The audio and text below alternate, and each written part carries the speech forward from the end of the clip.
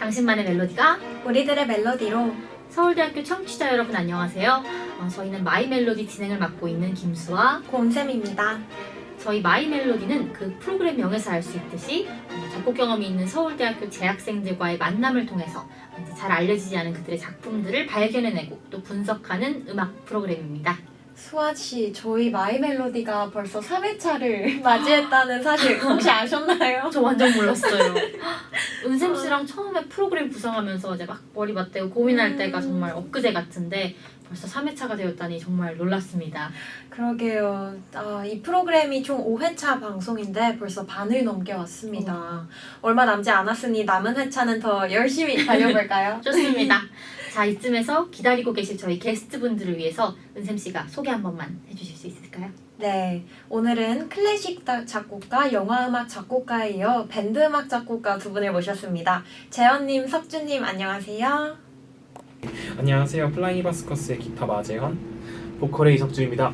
저희 플라잉 히바스커스는 영생대 대표 밴드 샌드페블즈의 50대끼리 활동 기수 종료 후에 모여서 만든 밴드입니다. 샌드페블즈 너무너무 익히 들어본 밴드죠. 그 예전에 대학가요제에서 나 어떻게를 발표했던 아주 오랜 역사를 지닌 밴드잖아요. 그거 저희 부모님께서 굉장히 좋아하시는 곡인데 이게 샌드페블즈 곡이었군요. 네, 맞습니다. 저희는 샌드페블즈의 열정과 가르침을 물려받아 현재 밴드에서 자체적으로 자작곡도 쓰고 있고 지난 가을 축제와 봄 축제, 예술주간 거리 공연 등 여러 공연 활동도 적극적으로 참여하고 있습니다. 그러고 보니까 제가 축제 때 석준님께서 노래 부르시는 걸 본 것 같아요. 그 막 비 오는 날 파란 천막 아래서 노래 부르시던 분 아니세요? 네, 맞습니다. 그때 비가 와서 되게 당황했었는데 네네. 네, 맞아요. 저 맞습니다. 제가 이분들을 저희 안하국 동기 박여명 아나운서를 통해서 이제 섭외를 하게 되었는데 여명이 지인이시라고. 네. 제가 이제 박여명 친구 지인인데 그 박여명 친구가 저희 인문대에서 국문과 반에 배정이 돼서 이제 제가 선배고 여명 친구가 후배인데 어떻게 기회가 잘 들어가서 이렇게 연결이 되었던 것 같습니다. 저는 진짜 아무것도 모르고 여명이한테 이제 열정 넘치는 게스트가 있다 이렇게 얘기를 들어서 소개를 그렇게 받았는데 이분들이 그때 그 파란 천막 아래서 정말 말 그대로 열정 넘치게 노래하시던 그분들인 줄은 전 정말 상상도 못했어요. 사실 지난번에 사전 미팅에서도 그렇고 아까부터 열정이라는 단어가 계속 등장하는 것 같은데요. 이렇게 플라잉 히바스커스와 열정은 뗄래야 뗄 수가 없는 단어라고 하더라고요. 관련된 재미있는 에피소드가 있다고 하셨는데 혹시 여기서 말씀해 주실 수 있나요? 일단은 저희가 축제 때 우연찮게 이제 비가 와서 우중 공연을 하게 됐는데 처음에는 이제 사람들 너무 안 올 것 같아서 좀 슬프고 했었는데 약간 락스타처럼 비 속에서 공연해보는 경험도 해보고 그래서 그런 것도 이제 열정의 하나에 들어갈 것 같고요. 그리고 저희가 노래를 만들다가 사실 노래를 만들 때 이제 너무 안 풀려서 한 번은 이제 서로 약간 동아리 방에 저희가 농대 지하 2층에 동아리 방이 있는데 거기에 서로를 약간 가두듯이 감금해놓고 노래를 만들었던 적이 있어요. 그때 진짜 정말 안 풀리던 멜로디 라인이 있어서 그거를 새로 만들었어야 됐는데 근데 이제 약간 그게 이제 그렇게 가둬놓고 하니까 돼서 약간 창작도 일종의 강제성이 있어야 가능한가 이런 생각도 좀 해봤고요. 그리고 거의 약간 곡을 뜯어 고치듯이 그렇게 만들었는데 그렇게 고친 건데도 이제 한번 흐름을 타고 나니까 약간 후루룩 된 느낌이 있어서 작곡이란 원래 이런 건가? 제가 작곡에 대한 이론이 없어가지고 그런 생각을 하기도 했었습니다. 다른 일화도 하나 설명드리면은 작년에 저희 팀이 처음으로 작곡을 시작했던 때가 있었어요. 하공한 8집의 음원을 제출을 하려고 노래를 만들었었는데 그때 이제 노래랑 구조는 다 완성이 됐는데 가사가 안 나오는 거예요. 그래서 가사를 같이 이제 지금 기타리스트 한준이랑 같이 가사를 이렇게 쓰고 있는데 이게 막 11시가 지나고 12시가 지나도 가사가 안 써지니까 최후의 방법으로 이제 집에서 쉬고 있는 다른 친구들한테 한번 전화를 걸어서 여러 가지 소재를 좀 동량을 했습니다. 그래서 사실 영양가 있는 걸 받은 것 같진 않아요. 각자 다들 그냥 자기 말이나 하고 노래 한다고 급하다고 끊고 그래가지고 딱히 그러진 않았지만 어쨌든 그러고 나서 어찌어찌 가사를 완성해서 내 친구한테 보여줬는데 누가 초등학교 5학년에 쓴 가사 같다고 그래가지고 남의 것으로 이렇게 빌려서 쓰면 안 되겠구나 내가 써야겠구나 생각을 하고 열심히 다시 고쳤었던 기억이 있습니다. 네, 어디서 많이 봤던 광경이 떠오르는데요. 사실 저도 과내 밴드부 활동을 하면서 비슷한 경험을 했습니다. 당시 저희가 밤샘 합주를 하느라 합주실에 저도 감금이 되었던 그런 유사한 사례가 있습니다. 은선 씨 밴드 보셨다고 왜 저한테 말씀 안 해주셨어요? 무슨 악기 하셨는데요? 저는 일단 언론정보학과 밴드부인 공명에서 베이스랑 바이올린을 맡은 적이 있는데요. 저도 제가 밴드부를 들어갈 거라고는 상상해 본 적이 없는데 제가 한때 또 스팅 노래 완전 빠져 있었어서 덕질을 하다 보니 네 그렇게 됐네요. 은샘 씨 스팅 좋아하시는군요. 밴드를 잘 모르는 저도 스팅은 들어본 적이 있습니다. 그 잉글리시맨 인 뉴욕? 그게 스팅 곡 맞죠? 네네네. 네. 혹시 게스트분들도 은샘 씨처럼 막 좋아하고 덕질하는 밴드 있으세요? 당연히 있죠. 저는 제일 좋아하는 밴드는 소네플이라고 아실지 모르겠는데 소네플이라는 4인조 밴드를 제일 좋아해요. 좋든 싫든 영향도 제일 많이 받았고, 그리고 페퍼톤스라는 밴드랑 함께 제가 그 밴드들이 발매한 거의 모든 곡을 다 알고 있는 그런 아티스트이기 때문에 정말 애정하는 밴드입니다. 처음에는 이제 사운드가 참 좋아가지고 듣기 시작했는데 요새는 소네플의 가사에서도 정말 큰 매력을 느끼고 있어요. 그래서 음악적 행보에서도 본받고 싶은 부분이 많고, 그래서 제가 음악적으로 성공할 수 있다면 소네플처럼 되고 싶다는 생각을 굉장히 자주 합니다. 저 소네플 아지랑이 좋아해요. 저는 완전 처음 들어보는 밴드인데 집 가서 곡을 몇 개 좀 들어보겠어요. 재현님 같은 경우는? 저는 일단은 하는 음악이 밴드 음악이다 보니까 그거 위주로 많이 듣는데, 저는 이제 당연히 석정이 좋아하는 소네플도 제가 되게 애정하고 같이 콘서트도 가고 그런 밴드긴 한데 저는 그거보다 조금 더 과격한 노래를 좋아해서 저희가 뒤에 들려드릴 노래도 약간 그런 결이긴 한데 펑크라고 이제 약간 영국에서 시작된 그런 약간 센 음악 좋아하는데, 그래서 한국에서는 펑크 약간 재밌게 하는 밴드 중에 갤럭시 익스프레스라는 밴드도 되게 좋아하고요. 그리고 그냥 대중적으로는 이제 검정치마 같은 밴드도 좋아하고 그렇습니다. 제가 오늘 새로운 밴드 이름을 참 많이 알아가네요. 소네플이랑 갤럭시 익스프레스. 갤럭시 익스프레스. 네, 기억했다가 제가 꼭 찾아보겠습니다. 그나저나 두 분이 언제부터 이렇게 밴드 음악이랑 작곡에 관심을 가지게 되셨는지 그 계기가 정말 궁금합니다. 작곡을 시작하게 되신 특별한 계기 같은 게 있을까요? 이 얘기를 이제 하는 게 썩 유쾌하지 않은데 일단은 물어보셨으니까 일단 제대로 작곡을 해야겠다고 생각을 한 거는 제가 재수를 할 때예요. 제가 재수를 했는데 그 전에도 간간히 곡을 쓰긴 했지만 이제 본격적으로 쓴 건 아니었거든요. 근데 재수학원에는 일단은 휴대폰이 없고요. 미디어가 없습니다. 일단은 접할 수 있는 미디어는 활자가 전부예요. 그래서 정말 글이 되게 귀하고, 그래서 이야기나 소설 같은 것도 엄청 열심히 읽으려고 하고 그랬었는데, 그러다 보니까 자연스럽게 내면에 좀 집중할 시간이 많아지더라고요. 막 생각도 많이 하고 성찰도 많이 하고 몇 년 전 일들이 막 부끄러운 일들이 떠오르기도 하고, 이제 그러면서 좀 생각이나 감정들이 많이 쏟아졌던 것 같아요. 물론 이제 나름 당시에 감정만 녹아든 건 아니고 제가 이제 지금까지 추상적으로 생각해왔던 것들도 많이 담겼고요. 근데 일단은 결정적으로 제가 그런 와중에도 작곡을 쓰게 된 거는 일주일에 한 번 그 교실 담임 선생님께서 30분 정도 신청곡 받아서 노래를 들어주시는데 이렇게 노래를 들은 날에는 도저히 올라가서 자습이 안 되는 거예요. 네, 바로 올라가서 자리에 앉아서 이제 기숙사에 돌아갈 때까지 머릿속으로 멜로디를 짜고 가사를 붙였어요. 이 가사를 왜 붙였냐면은 멜로디만 짜면은 제가 뭐 녹음기도 없기 때문에 기록을 할 수가 없으니까 가사를 붙여야 기억을 할 수 있는 거예요. 그래서 그거를 가사를 붙여서 달달 외웠다가 이제 집에 가는 날 집에 돌아가서 기록을 해두고 뭐 그런 식으로 곡을 조금씩 쓰는 게 시작이었어요. 제가 석준님 이야기에 완전히 공감을 하지 못해도 그래도 너무 이해되는 부분이 많은 게, 저도 뭔가 불안하거나 결핍을 느낄 때 소설이나 수필 쓰는 걸 되게 좋아하거든요. 그래서 제가 고등학교 시절에 학업 부담이 엄청 심했는데 그 당시에 자습 시간마다 그냥 심심하면 꼬박꼬박 글을 썼던 기억이 납니다. 그래서 졸업식 날에 그렇게 쓴 조각글들 모아보니까 정말 두꺼운 양장노트 4권 분량이 되더라고요. 그렇게 저를 극단으로 몰아가는 상황이 저를 더 간절하고 솔직하게 만들었기에 가능했던 일인 것 같습니다. 혹시 재현님은 어떠신가요?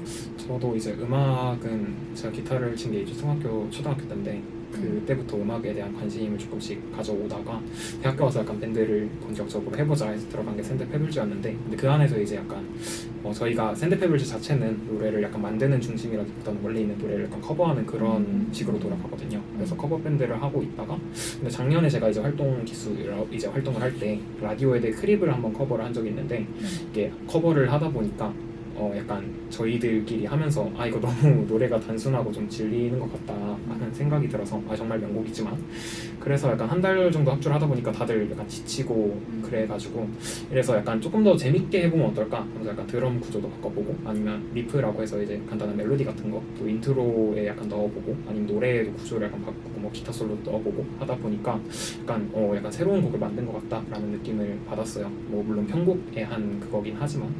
그래서 그런 노래를 들고 공연을 할 때 이런 공연에서 나오는 반응들이나 이런 거 어떻게 바꿨냐 이런 말 들을 때 되게 기뻤고요. 그래서 약간 나도 이제 편곡도 재밌긴 하지만 편곡보다는 나만의 온전한 자작곡을 하나 만들고 싶다라는 생각이 들어서 지금 이렇게 하고 있는 것 같습니다.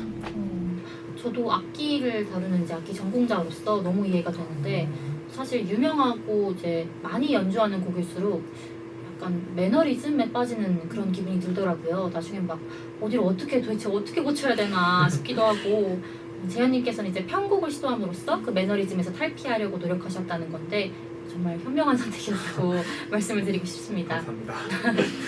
그러면 이제 이렇게 편곡을 하실 때나 아니면 자작곡을 만드실 때 주로 어디서 어떻게 아이디어를 얻는 편이세요? 저는 평소에 제가 인문대학이 있다 보니까 네네. 그래서 책이나 혹은 다른 제가 미학과 복수 전공하고 있어서 영화나 혹은 그런 다양한 예술을 접할 때가 있는데, 그런 거를 약간 보면서 영감이 올 때도 있고, 아니면 이런 거 소재로 나도 해보면 좋겠다라는 생각이 올 때도 있고요. 그리고 그냥 평소 하는 생각에 따라서 약간 우울할 때는 우울한 느낌의 멜로디가 나올 때도 있고, 아니면 제가 평소에 듣는 음악이 갑자기 그런 약간 센 음악을 듣는다, 센 음악에 약간 그런 것들이 구성이 생각이 날 때도 있고 한 것 같습니다. 대부분은 그냥 기타를 가지고 놀다가, 저희 과방에 기타가 있거든요. 그래서 그냥 굴러다니는 기타 들고 막 둥둥 치다가 리프도 만들고 멜로디도 만들고 그렇게 놀다가 나온 경우가 많은 것 같아요. 석준님은요? 네. 저도 보통은 유사한데요. 이제 멜로디나 이제 편곡을 좀 어떻게 하느냐에 대해서는 일단은 제일 지분을 많이 차지하는 거는 최근에 인상 깊게 들은 노래나 음악이 가장 큰 영향을 미치는 것 같아요. 그래서 코드 진행이 문득 떠올라서 그 코드를 따봤는데 이게 내가 며칠 전에 들은 그 노래였네? 그 노래랑 코드가 진행이 유사했네? 라던가 이런 경험들이 되게 많아가지고, 이제 보통은 그러면은 표절이 되잖아요. 그렇기 때문에 표절 시비를 좀 피하기 위해서 코드에서 핵심적인 아이디어만 빼놓고 나머지는 조금 변형을 하는 식으로 이제 노래를 좀 색다르게 만들려고 노력을 하고 있어요. 그럼 가사에 대한 영감은 어떠세요? 네. 가사는 이제 제가 살아오면서 느꼈던 의문들이나 두려움, 소망 결핍이라고 네, 소망 결핍 등에서 좀 받는 것 같아요. 이제 그것들이 막 그냥 튀어나오는 건 아니고, 글을 읽거나 영화를 보거나 다큐를 보거나 하다가 이제 발견한 아주 흥미로운 표현들이나 관점들이 이제 저를 자극하면은 그것들이 연결돼서 가사로 나옵니다. 네, 두 분 다 약간 사소한 것도 그냥 쉬이 지나치기보다는 한 번 더 곱씹어 보시는 그런 면을 가지고 계신 것 같은데요. 제가 요즘 정말 자주 하는 생각 중 하나인데, 이렇게 두 분처럼 좋아하는 일을 자세히 들여다보고 또 직접 도전해보는 과정에서 뭔가를 창조해내거나 성장하는 것만큼 벅차는 일이 어디에 있을까 싶은 생각을 합니다. 두 분 다 정말 멋있으세요. 감사합니다. 사실 제 인생을 관통하는 꿈이 하나 있는데, 좀 뜬금없지만 저는 항상 멋있게 살고 싶어요. 멋있게 살자가 약간 모토라고 할 수 있는데, 제가 음악을 하려는 이유도 거기 있고요. 음악을 할 때 제가 멋있을 수 있는 방법 중에 하나가 아닐까? 음악이. 그래서 제가 멋있을 수 있는 과정을 찾아서 계속 음악을 하고 있고요. 물론 그렇다고 음악이 제가 아주 수단적인 것만은 아닌 게, 음악 자체도 굉장히 좋아하거든요. 근데 단지 음악에게 집착을 하고 싶지 않다는 생각을 항상 하는 것 같아요. 제가 음악 말고는 할 게 없는 사람이라고 생각하지도 않고, 어떤 이유에서든 제가 음악을 하는 제가 더 이상 멋있어지지 않는다고 한다면 그때는 음악을 도와줘야 하지 않을까 라는 생각을 많이 합니다. 그러니까 다시 말하자면 음악을 하는 나의 모습이 멋있어서 음악을 놓지 않는다라고 요약을 할 수 있을 것 같은데 멋있는데요? 저도 앞으로 누가 왜 음악하세요? 이렇게 물어보시면 음악을 하는 제 모습이 멋있고 그러길 바래서 이렇게 대답을 해야겠습니다. 재현님도 이런 인생의 약간 목표? 모토 이런 게 있으신가요? 저는 약간 앞에서 석정이 멋있게 말한 거랑 좀 다르게 네. 사실 저 같은 경우는 인생의 목표가 크게 약간 지금 설정돼 있진 않고요. 사실 저는 인생의 목표가 있었으면 작곡을 안 했을 것 같은 게 제가 그러니까 목표라는 게 생기면 그거가 이제 하나의 지형점이 돼서 걸어 나가야 되는 그런 입장이잖아요. 근데 저는 그걸 달성하기 위해서 약간 최대한 효율적으로 목표가 생기면 움직였을 것 같거든요. 근데 오히려 작곡 같은 그런 거의 경우에는 목표라기보다는 과정을 좀 더 중요시하는 그런 거인 것 같아서 목표를 설정하지 않았기 때문에 오히려 작곡이라는 새로운 시도도 해볼 수 있고 그걸 즐길 수 있는 게 아닐까 싶습니다. 두 분 답변이 상당히 철학적이고 이제 들으면 들을수록 각자 신념이 굉장히 확고하신 것 같아요. 이런 두 분만의 인생 철학이 담긴 곡들을 이제 슬슬 한번 들어볼까 하는데요. 봤는데 2곡이나 보내주셨더라고요. 게스트분 최초 아닌가요? 네. 첫 번째로 들을 곡은 제목이 너무 궁금해서 제가 이 곡을 첫 번째로 골랐습니다. 제목은 답장이 없는 너라고 하는데요. 제목 들으니까 왠지 감성적일 것 같은 그런 느낌이 막 드는데 이 곡을 한 단어로 표현을 하신다면 어떻게 표현하고 싶으신지? 네, 이 곡을 한 단어로 표현하자면 저는 약간 납부끄러운 말이긴 한데 청춘이라고 표현하고 싶습니다. 네. 원래 이 곡은 저희가 이제 약간 그때 얘기한 앞에서 얘기한 하공안에 출품하려고 만든 노래인데 근데 원래 코드 진행이 먼저 나오고 그 다음에 이제 가사가 나오는 앞에서 얘기했듯이 그런 곡인데 가사를 붙일 때 우리가 지금 어느 상황에 처해 있나 라는 거를 좀 중심으로 노래를 만들어 보자라고 생각을 했었어요. 그래서 지금 저희가 처해 있는 상황이 청춘에 대해서 약간 써보자 라는 아이디어가 나와서 가사가 이제 이렇게 나왔는데 물론 이제 아직도 청춘이 뭔지에 대해서는 아직도 잘 모르겠고 그리고 이 곡이 과연 청춘을 잘 대변하는가 같은 생각도 사실 잘 모르겠는데 근데 이런 불확실한 그런 과정들이 다 청춘의 한 장면이지 않을까요? 하는 생각을 가지고 들고 온 노래고요. 아무튼 그래서 저는 이 곡을 청춘이라고 표현하고 싶습니다. 좋습니다. 그럼 플라잉 히바스커스의 청춘이 담긴 답장이 없는 너 함께 들어보시죠.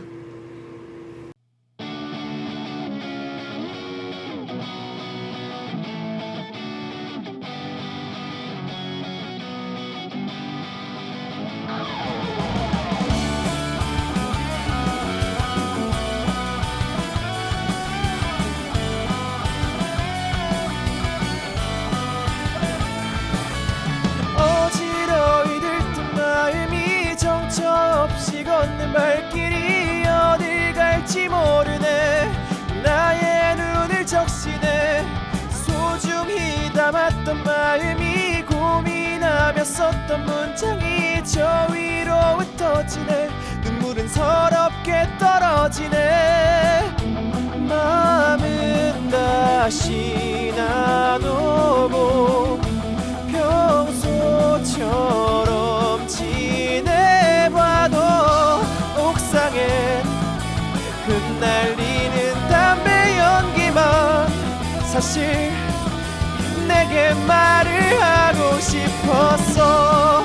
답장이 없는 너, 난 슬픔에 젖어 주고받은 그 새벽에 잘 자란 말마저 잊어야 하나 봐. 이 밤을 채웠던 우리 지난 말풍선들만 어루만지네.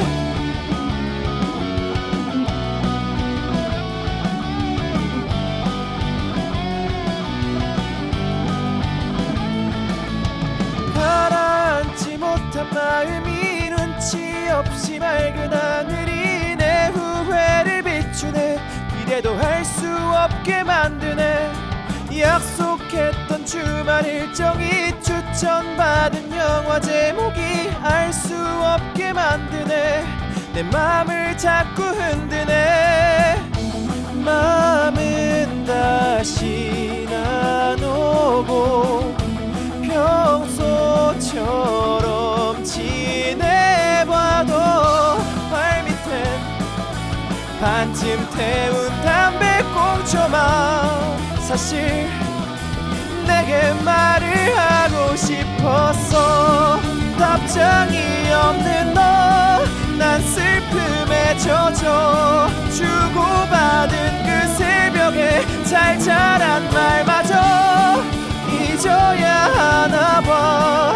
이 밤을 채웠던 우리 지난 말풍선들만 어루만지네.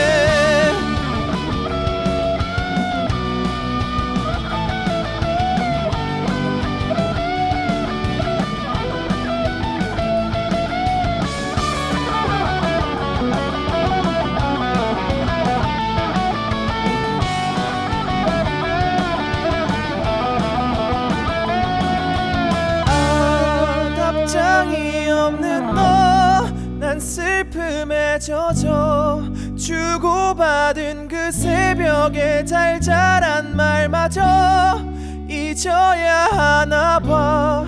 이 밤을 채웠던 우리 지난 말풍선들만 어루만지네.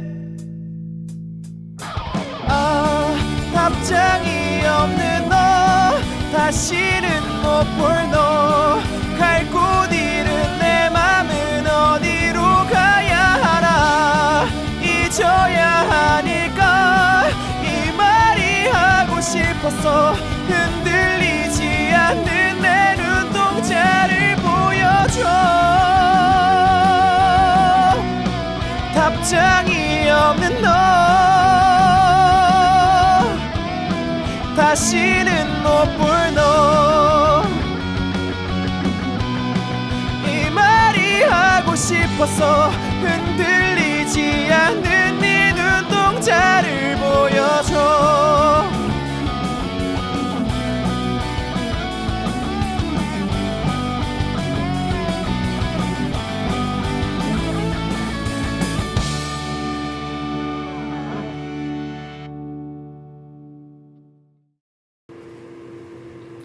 밴드 음악의 매력을 확실히 느끼게 해주는 곡이네요. 당장 어디 내놔도 손색이 없을 정도인데요. 저는 뭔가 들으면서 마음이 아려오는 그런 느낌을 받았습니다. 가사 때문에 그런 것 같은데 지금 이게 기다리던 상대에게서 답장이 안 온 상황인 거 맞죠?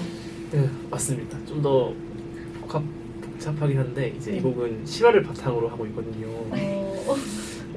자세한 얘기까지는 이제 개인 우리 팀원의 프라이버시를 위해서 말 못하지만 누군가가 이른바 썸을 타다가 좀 길죠. 2주 정도 답장이 없어가지고 굉장히 슬퍼했었어요.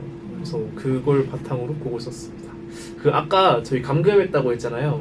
네, 그때 나온 거예요. 그때 그 친구가 흥얼거리더라고요. 답장이 없는 너 흥얼거리더라고요.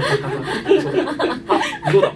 네, 그래서 곡을 만들게 된 거고요. 그래서 이 상황이 약간 저희 위에서 말한 이 청춘이랑 우리 상황과 맞닿는 면이 있었던 것 같아요. 또 청춘하면은 실패잖아요. 네, 사랑을 또 실패해보는 이 경험들, 그리고 미성숙한 사랑, 이런 것들이 저희가 조명하고자 하는 이 청춘의 한 면과 닮아 있는 것 같아서 또 그리고 그런 사람들에게 또 위로나 공감도 해주기 위해서 저희가 곡을 만들었습니다. 마냥 신나는 곡인 줄 알았는데 이렇게 우울한 비하인드가. 네, 그렇죠.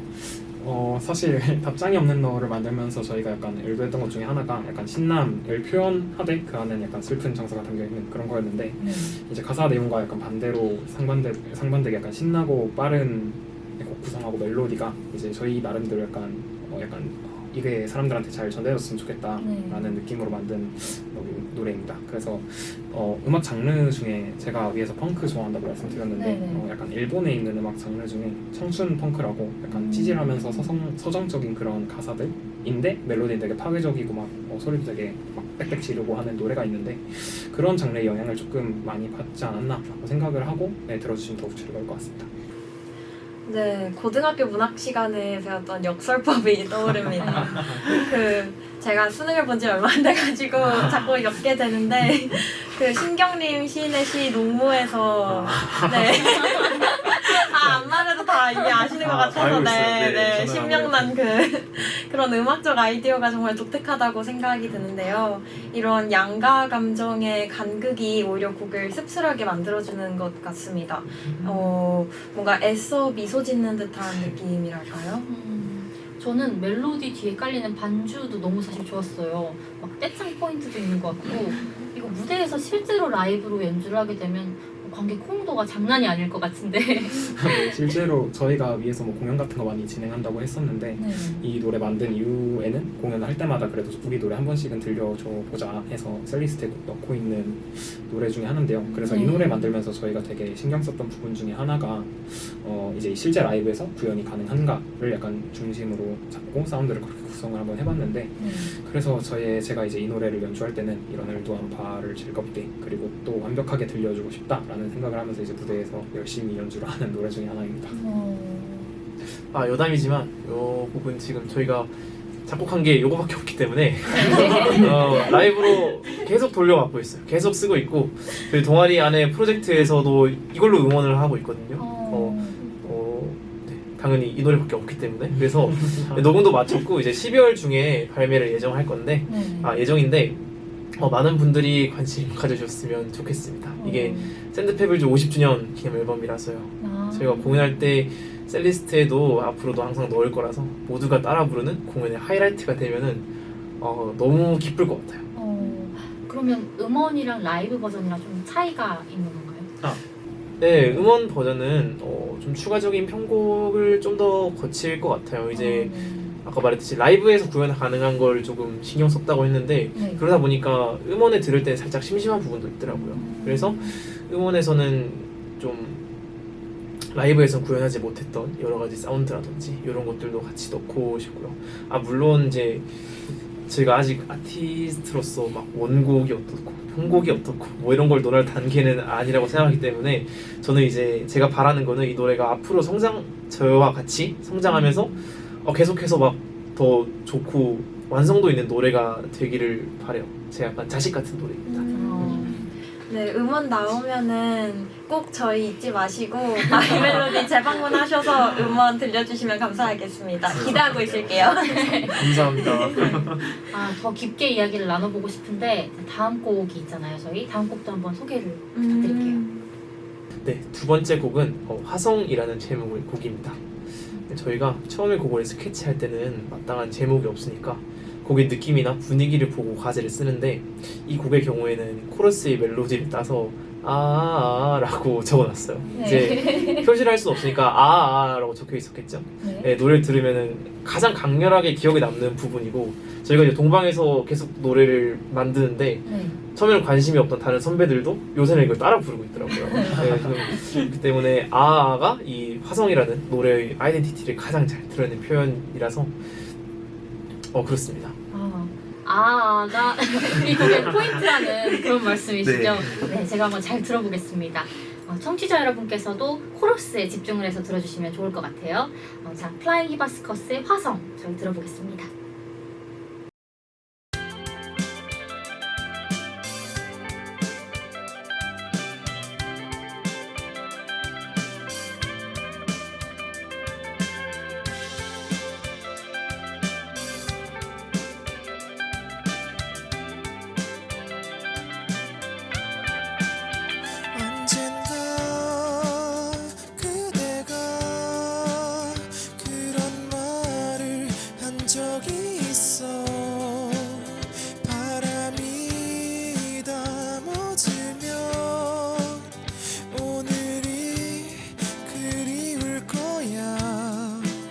작아진 나의 몸에 더 이상 열이 나진 않지만 붉은 먼지만이 하염없이 쌓여가네.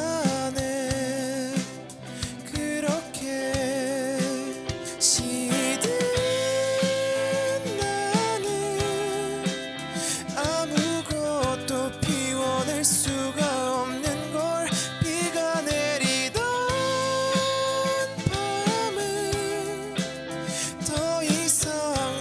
찾아와 주지 않아. 이제는 나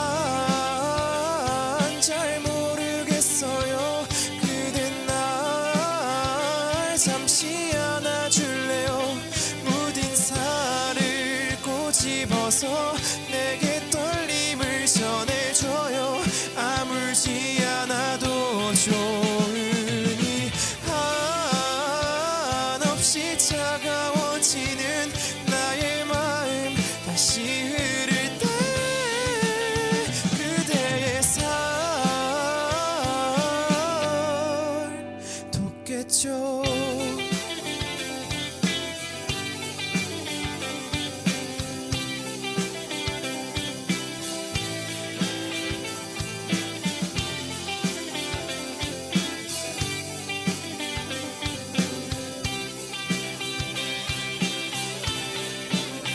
병든 나는 익숙한 끝을 닮아가고 있는 걸 그대가 떠난 밤은 내게 아무런 의미도 되지 않아. 이제는 난 잘 모르겠어요. 그댄 날 잠시 안아줄래요. 무딘 살을 꼬집어서 내게 떨림을 전해줘요. 아물지 않아도 좋으니 한없이 차가워지는 나의 마음 다시 흐를 때 그대의 살 돋겠죠. 그대가 자랄 땅을 바랬지. 안으로 돋는 불을 꿈꿨지. 결국엔 모든 게 식어버릴 텐데 왜 나는 다를 거라 생각했어. 나 저무는 그대여 난 잘 모르겠어요. 그댄 날 잠시 안아줄래요. 무딘 살을 꼬집어서 내게 떨림을 전해줘요. 아물지 않아도 좋으니 한없이 차가워지는 나의 마음 다시 흐를 때 그대의 살 돋겠죠.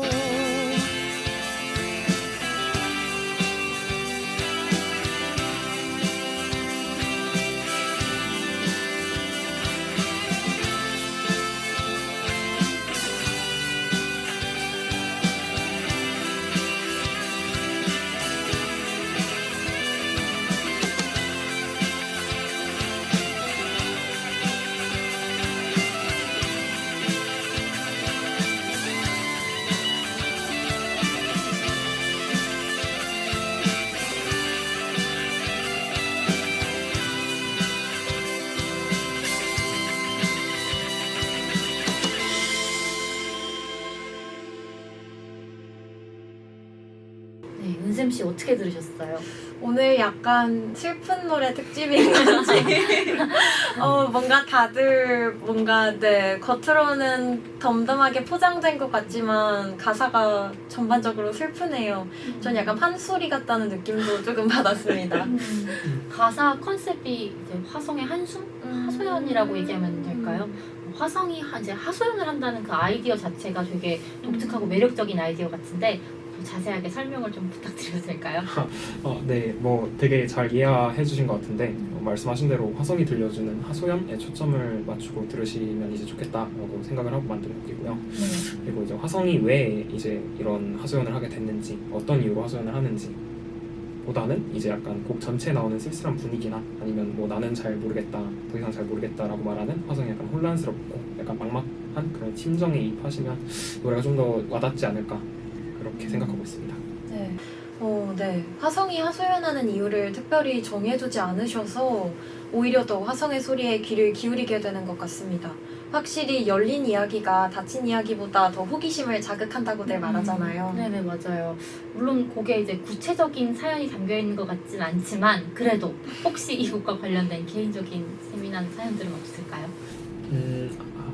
일단은 화성이 하소연하는 이유는 있고요. 대신에 제가 아까 좀 말씀드리고 싶었던 거는 네. 화성이 하소연하는 이유는 있지만 그게 그렇게 중요하진 않다 정도로 이해해 주시면 될 것 같아요. 좀 더 구체적으로 말씀을 드리면은 이 화성이라는 노래는 처음에 어떤 두근거림이나 열정을 잃고 익숙한 것들에 둘러싸여서 이 좀 무뎌져가는 이 나에 대한 안타까움을 표현하려고 한 노래예요.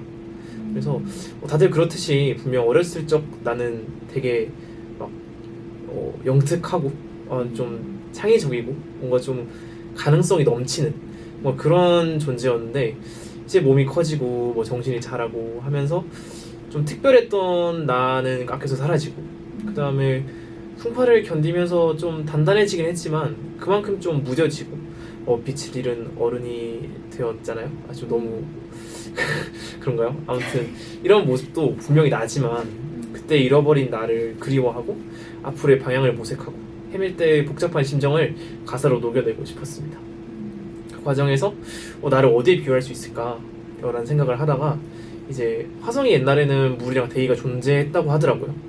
그래서 근데 그거를 다 잃어버리고 그러면 뭐 생명이 존재했다는 건 알 수는 없지만 생명도 잃어버렸을 수도 있겠죠. 그렇게 좀 생명력을 잃어버린 화성의 모습이 우리의 처지와 비슷하다, 안타깝다는 생각에서 그 방향으로 가사를 쓰게 됐어요. 신선하네요. 저 같은 경우에는 저 자신이 스스로가 주변 환경에 조금 무뎌지는 것도 있었던 것 같은데 저는 약간 타인의 시선에 영향을 많이 받았던 케이스인 것 같아요. 나이대별로 사회가 용인해주는 그런 행동들의 범위가 나름 정해져 있잖아요. 예를 들어 꿈이 대통령이다 라고 한다고 할 때 그 말을 어린아이가 하면은 정말 너무 기특하다 이렇게 칭찬을 받는데 20, 30대가 되어서 그렇게 말하면 네 일이나 잘해 약간 이런 핀잔을 드는 것처럼요. 물론 제 꿈이 대통령인 건 아니고 네. 어쨌든 네 이런 일들이 계속 반복이 되다 보니까 저 스스로가 되게 새로운 거나 낯선 것들을 거부하게 되더라고요. 그래서 그런지 요즘 제가 듣기에 가장 무서워하는 말이 이상주의자라는 단어거든요. 네, 그렇게 멋모르고 꿈꿔볼 수 있는 나이도 정해져 있다는 게 네, 슬프고 공감이 됩니다. 저는 이 곡을 인간관계에도 대입해 볼 수 있을 것 같은데 이제 여기 써 있는데 처음에 두근거림과 열정을 잃고 익숙함에 둘러싸여서 무뎌진다라는 이 개념 자체가 꼭 나한테만 적용할 수 있는 개념은 아니잖아요. 그러니까 연애 초반에 막 반짝대고 두근대는 연애를 하다가 점점 서로에게 익숙해져서 서로를 당연히 여기고 이것 때문에 갈등이 일어나고 결국에 연애의 끝을 맞고서야 과거를 그리워하는 이런 인간관계에도 대입해볼 수 있겠다는 생각을 조금 해봤습니다. 네, 저희가 지금 라디오 3회차째인데 이런 대화가 네, 너무 처음입니다. 이게 바로 이 곡이 지닌 힘이 아닐까라고 생각을 합니다. 네. 누구나 공감할 법한 솔직한 생각을 곡에 담아내려고 되게 많이 신경 쓰셨을 것 같아요. 네, 앞서 말했듯이 노래의 멜로디, 편곡이 조금 쓸쓸하고 막막한 심정을 전달하기에 조금 적합하다고 생각을 했어요. 그래서 가사를 쓰면서 제가 느꼈던 어떤 상실에 대한 감상 아니면 좀 막연한 미래에 대한 불안 뭐 이런 것들을 주로 담아내려고 노력을 했고요. 편곡 측면에서는 또 들으면은 느끼셨을 텐데 생각보다 리드미컬해요.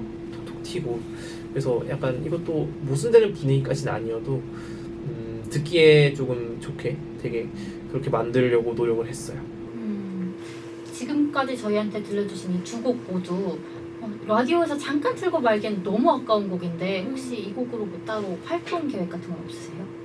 일단은 앞에서도 계속 말한 거지만 일단은 이 노래로 올해 문자위 문화자치위원회에서 하는 그 컴필레이션 앨범 제작 프로젝트인 이제 하라는 공부를 안 하고 주로 뭐 하고만이라고 부르는데 거기 꼭 제출하고 싶다는 생각을 하고 있고요. 그래서 약간 퀄리티를 높여서 재녹음이라던가 그런 것도 해볼 생각이고 그리고 뭐 이제 우리가 만든 노래 중에 이제 약간 좀 대중적이다라고 생각이 되는 노래 중에 하나라서 그래서 대회에서 이제 공연을 하거나 약간 버스킹 뭐 그런 것들을 하게 된다면 약간 자주 연주하고 싶은 노래 중에 하나입니다. 네, 이 곡도 앨범 나오면 재출연 저는 그렇게 알고 기다리고 있겠습니다. 네, 오늘 정말 많은 얘기가 오갔는데요. 아쉽지만 슬슬 마무리할 때가 됐습니다. 두 분 앞으로의 계획은 어떻게 되실까요? 저는 최우선 목표는 이제 곧 군대를 갈 것 같은데 어. 네. 군대 가기 전에 자작곡으로 채워진 앨범을 제작하고 네. 군대를 가고 싶어요.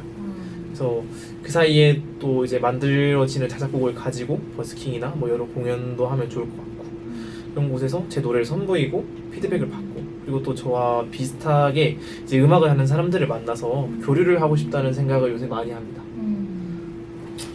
네, 뭐 저 같은 경우에는 일단 뭐 작곡이나 뭐 밴드 같은 건 당연히 뭐 계속 할 예정이지만 저도 이제 옆에 있는 사람과 똑같이 영역이 이제 현재 처리해야 될 일들이 남아서 그것들이 마무리된 이후에도 계속 음악을 약간 일상에서 계속 하고 싶고요. 적어도 뭐 취미, 약간 시간 날 때마다라도 해보고 싶은 그런 바람을 가지고 있습니다. 좋습니다. 두 분이 걸어나가시는 길을 저희 마이멜로디가 항상 언제나 응원할 테니까 힘내시고 또 다시 만나 뵙기를 저희는 기대하고 있겠습니다. 마지막으로 하시고픈 말씀 있으시면 자유롭게 해주세요.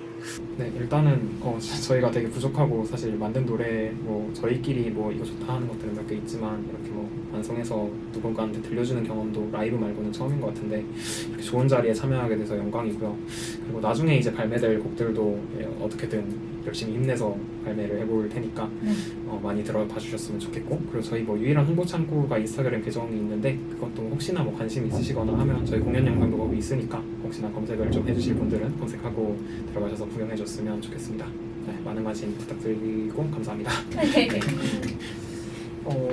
이 마무리 멘트는 재원이가 다 한 것 같아서 저는 좀 그냥 개인적인 얘기 라디오에 나온 김에 전파를 좀 태워보고 싶어서 한마디 해보겠습니다. 일단은 진짜로 사실 되게 예상도 못했거든요. 이런 인터뷰에 제가 초청될 줄은.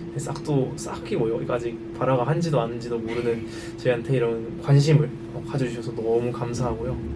그 다음에 사실 저는 지금 노래를 계속해서 쓰고 있지만 되게 이기적으로 노래를 만든다는 생각을 해요. 한 번도 노래를 쓸 때 딱히 누군가를 위해서 쓴다고 생각한 적은 없거든요. 전부 앞서 말했듯이 뭐 제가 가지고 있는 의문, 제가 가지고 있는 감상들 녹여내려고 쓰는 노래고 아직 저도 저를 잘 모른다고 생각하기 때문에 지금 제 노래들은 제가 가지고 있는 세상을 밝히기 위해서 부르는 노래라고 생각을 하고 있어요. 근데 아마 당분간은 더 그래야 될 것 같고요. 근데 이제 제가 여기서 포부를 밝히고 싶어서 하는 말인데 언젠가는 남을 위해서 음악을 만들고 노래하고 싶어요. 아직 타인을 위해서 노래한다는 말이 무슨 뜻인지조차 정확히 이해하지는 못했지만 1년 전에 제가 스스로가 왜 음악을 하고 싶어 하는지조차 몰랐듯이 더 멋있어지는 미래의 저는 지금의 저에게 해줄 수 있는 말을 분명히 가지고 있을 거라 믿습니다. 혹시 노래를 듣고 저희가 마음에 들었다면 저희의 성장을 잘 지켜봐 주세요. 감사합니다. 네. 와. 그런데 저는 이기적이라고 생각하지 않았던 게 이렇게 솔직하고 진솔한 생각들을 담아내셔서 더 깊은 울림이 있는 곡들이었다고 느꼈거든요.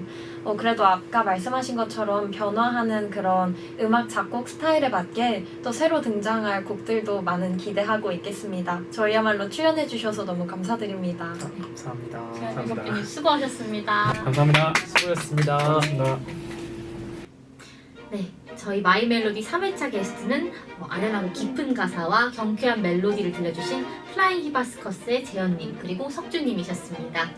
저희가 이제 2회차 정도 남겨두고 있는데 남은 2회차도 저희와 함께 힘껏 달려주시면 감사하겠습니다. 그럼 저희는 여기에서 인사드리겠습니다. 다음 회차에 또 봬요. 안녕!